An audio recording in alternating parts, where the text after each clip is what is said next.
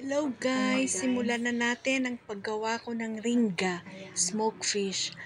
Ang aking way of doing ringga for myself. Ito ang gagawin ko. Hihimayin ko yung kanyang laman. Tatanggalin ko sa tinik. Ayan, bulat-latin natin yan. Yan, tanggalin sa tinik at sa balat. Yan ay ang para sa akin yan. Yung sa anak ko, later naman yung sa kanya. Ang gagawin ko, iba naman yung sa kanya. Yung sa kanya ay Egyptian way. Ito naman ay my way.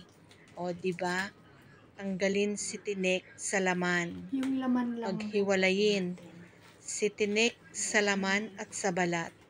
Ayan na guys. Masarap yung ringga na yan.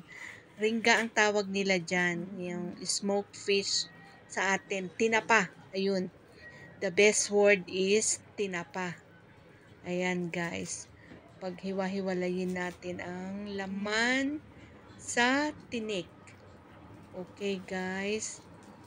Ayan. Tapos igigisa ko siya sa kamatis, sibuyas, kamatis, bawang, at isang bell pepper. O, ayan. Malapit na siyang matanggalan ng laman. Okay, guys. Sana yung mga hindi pa subscribe dyan, subscribes lang kayo para alam nyo ang ganap ni ating.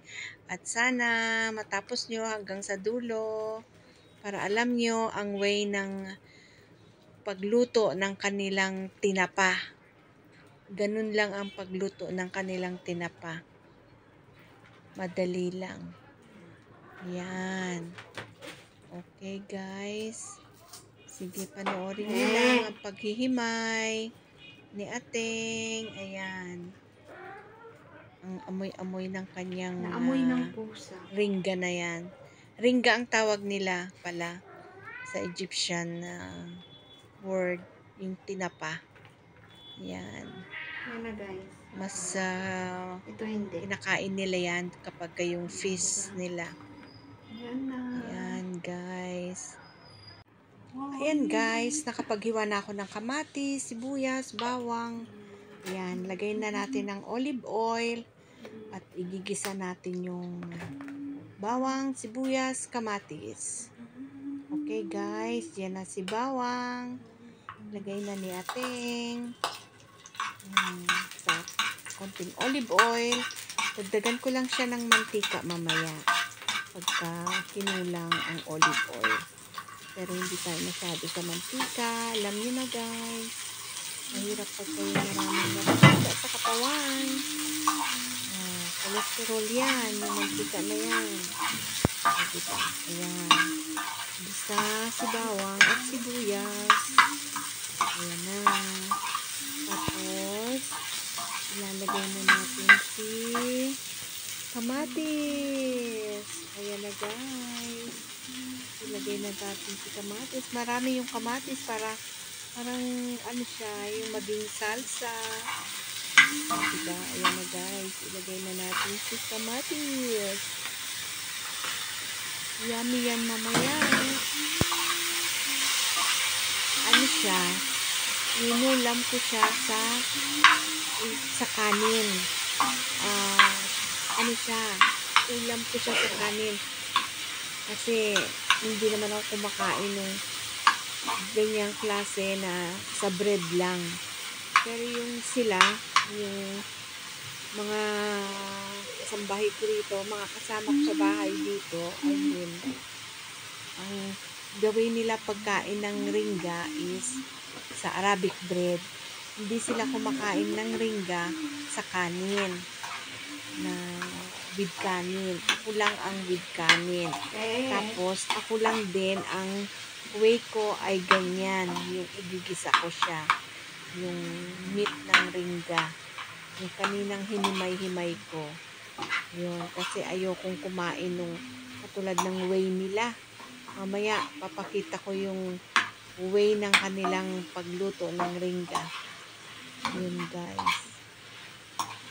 Ito ang way ni Ateng. Parang sa Pinas din yata ganito, di ba? Ang ginagawa sa smoked fish. Sa tinapa, ayan na yung tinapa. Yung hinimay ko. Ayan. Isang tinapa lang yan. Ano lang naman din sa akin yan. Ayan. Yan ang aking style. Sa paggawa ng ringga ng tinapa. Ang bango-bango kaya niyan. Ang bango ng tinapa. Kaya naman yung alaga kong pusa, panay ang ngiyaw. So, nilagay ko muna sa room para hindi magkulit. Lalo na yung bagong adopted namin na si Viber, makulit. Kasi ano yun female. Male. Hindi katulad ni Lucy. Si Lucy, walang pakialam dyan sa smoked fish na yan. Si Lucy, kahit anong pagkain, wala siyang pakialam. Hindi siya nangungulit. Hindi katulad ni Viber. Kasi si Viber, ewan ko kung saan siya lumaki. Basta pinulot lang namin siya sa labas. For the meantime lang naman. Pero sa summer, baka palabasin na namin siya. Kasi parang gusto niyang lumabas. Ayan ang bango-bango. Sarap-sarap. Nangangamoy siya. Okay na daw. Sabi ni Ateng. Okay na. Lagyan ko siya ng rosemary. Kasi pampasarap din yung rosemary At saka pampabango. Paborito ko ang rosemary kahit anong klaseng pagluluto, nilalagyan ko siya ng konti. Basta yung ako lang ang kakain Pero syempre, pagkakasama ko ang anak kong kumain, depende sa nilalagyan na rosemary. Yan. Ang sarap, ang bango. Yummy, yummy. Maraming kanin ang makakain. Pero syempre, hindi ko mauubos yan dahil para sa akin marami yan. Yung amount na yan, marami yan. Diba? Ang sarap niyan, guys. Ginagawa niyo din ba yan sa inyong tinapa? Ganyan pala. Dapat gawin sa tinapa. Diba, guys? Umusok-usok-usok pa. Bango, ang nanam. Bahala yung kapitbahay ko makiamoy dyan. Kasi anong oras na... Grabe guys, gabi na yan. Ito naman, yung sa anak ko, alas 12 na to. Kasi nag-gym muna siya bago ako nagluto nung sa kanyang part. Ayan, ganyan guys ang ginagawa nila pagluto ng tinapa dito sa Egypt. Ganyan sila magluto. Pinapadaan lang nila sa apoy. Ayaw nila nung katulad nung niluto ko. Ganyan lang ang gusto nila. Ipinapadaan sa apoy hanggang sa yung skin niya magbiak-biak at lumabas yung mantika. Ayan. Kita nyo guys, nagbiak-biak na yung skin niya. Yung nawala na ba yung skin niya, natalupan na siya. Ayan. Ganyan sila ang way ng pagluto ng tinapa. So, yung mantika niyan, naglabasan na. Kaya ganyan yung apoy. Tingnan nyo guys, pero ang bango-bango. Ang sarap-sarap kaya. Yung tinapa na yan. Yung ringga na yan. Ganyan. Ang gusto lang nila na klase ng pagluto. Diba? Ayan. So, nawala na yung balat niya. Ayan na. See, wala na yung balat niya. Kasi diba luto na naman yan. Kumbaga, ayun, yung isa pa. Kumbaga, iniinit mo lang. Ayun. Luto na yan Ayan. Tapos, syempre, pag inano mo dyan sa apoy, syempre, mainit na siya. Tapos, yun. Wala na yung balat niya. Talagang, ano na siya. Naluto na. Ayan, guys. Sarap ng sarap yung anak ko niya. Nakatatlong Arabic bread siya.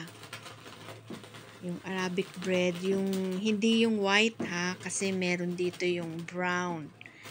Yung brown na Arabic bread. Yung brown na Arabic bread, maganda yun sa mga diabetic na tao. Kasi ano yun eh, basta maganda siya. Iba ang harina na ginagawa kasi doon. Ayan.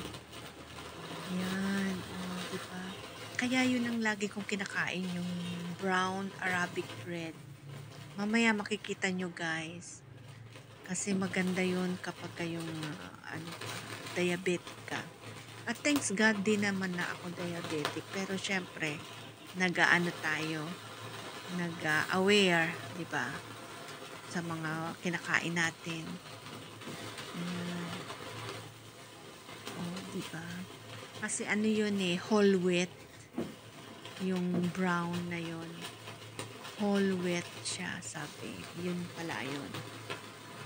Ayan. Ayan, ang sarap-sarap niya kaya. Ang bango-bango. Bahala na yung kapitbahay ko. Makiamoy dyan kahit alas 11, medya alas 12. Kasi talaga ang anak ko kumakain alas 12, alauna. So, pag nagluluto ako, syempre, naamoy ng mga kapitbahay ko yan. Ayan. Oh. Ngayon nga, nung pagkakain niya, kanina, umalis na uli. Kasi tumawag yung friend niya. So, magmi-meet up sila. Ayun. Umayos na uli. Pero at least nakakain siya ng ringga. Tinapa, busog siya. Hindi na siya kakain dun sa labas. Hindi na sila kakain. Siguro mag-coffee shops sila. Ganun. Ayan na guys. Diba? Amoy na yan. Diba? Sarap-sarap yan. Lalo na pag taglamig. Ang bango-bango niya. Ang sarap-sarap niya kumain. Sarap-sarap kumain ng ganyan. Pag taglamig. O, ayan na guys. O, diba? Sarap yan. Mainit-init pa. Tapos naman, inita ko siya ng 3 bread. O, 2 lang muna. Yung Arabic bread. Kasi yan ang yan. Yung brown na yan. Hindi siya white. Yung brown na yan, maganda yan eh. Yan, ang gusto namin yung brown. Kasi maganda siya sa katawan. Kesa yung white. Ayan. Yan ang kakainin niya. Ganyan lang siya. Yan lang ang pagkain niya. Yung Arabic bread na yan. At saka yung ringga na yan. At meron akong hiniwang sibuyas na merong suka. Yun, habang kumakain siya niyan, din siya ng sibuyas na may suka. Kumbaga parang pinaka niya, salad niya. Yun na talaga ang partner nun. Yan, makikita nyo guys. Ayan, ringga, Arabic bread, brown Arabic bread. Ayun, yung suka na merong onion. Yan. So, ayan yung ringga nung hindi ko pa siya yung isa naluluto at yung isa pa, yung 2. Yan na guys. Tapos na tayo magluto. O, diba? Kumain na siya at lumayas na rin. Masarap daw. Okay? Thanks for watching. Yung hindi pa nakasubscribe, please subscribe and hit the notification bell. Bye. God bless all.